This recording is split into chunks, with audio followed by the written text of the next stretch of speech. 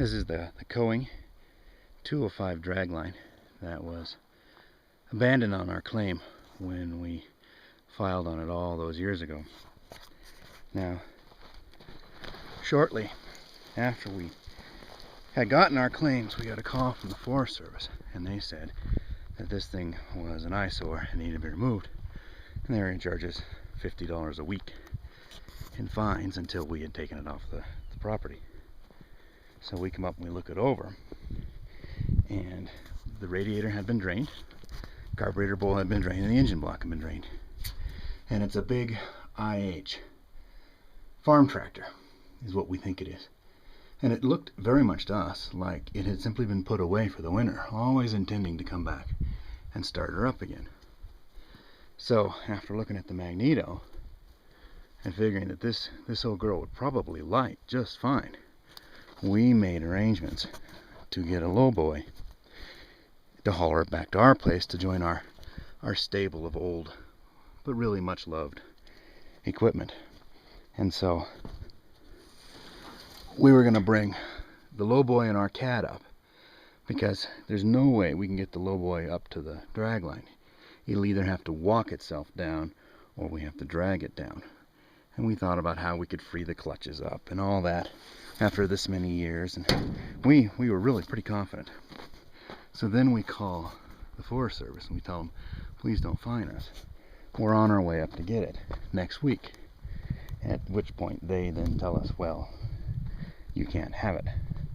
Which was interesting, because it was the same guy that told us he'd fine us $50 a week until we removed it, is the same guy that told us that we can't remove it. Though we never have heard anything again about the fining. So it sat, and we kind of negotiated with them back and forth, and it was clear that we were going to come up with a price in order to haul her home. I mean, it's a nice size, a really small, you know, the 205 we assume means 20 ton. We're not sure, but a really nice size machine. We wanted it quite badly, and it looked like we were going to be able to negotiate in order to get it, and we were going to walk the girl down and haul her off to our place in northern Montana. Then 2 years ago we come up here and we're seriously considering it again, and we look at the door and there's a series of rifle shots. No, I can't open that one. One of them opens, this one opens. And then when we look at the motor, there's a series of holes in the block and in the head. And you know what? That did it. And there in the oil filter. That did it. I mean, yeah, it's an international, we think, farm tractor motor. We could probably acquire a new one. But I don't know.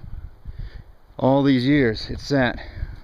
We were basically a turnkey away, and somebody came and shot it. So I do want to say, if you're the guy who shot it, you know, with your big manly gun and wrecked this, that you're an asshole, and that now a really neat piece of equipment really has no possible future except to be sold for scrap. And the gauges are there. It even has glass in the door, and you know, the horn, the air horns are there.